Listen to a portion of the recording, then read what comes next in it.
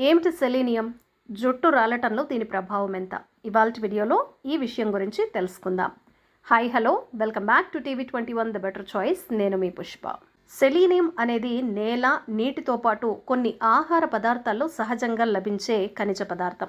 అవసరం తక్కువే అయినా మొత్తం ఆరోగ్యాన్ని కాపాడటంలో కీలక పాత్ర పోషిస్తుంది.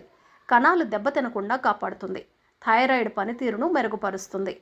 పునరుత్పత్తి అవయవాలు సక్రమంగా పనిచేయడానికి కూడా తోడ్పడుతుంది. DNA సంశ్లేషణలోనూ పాలు పంచుకుంటుంది.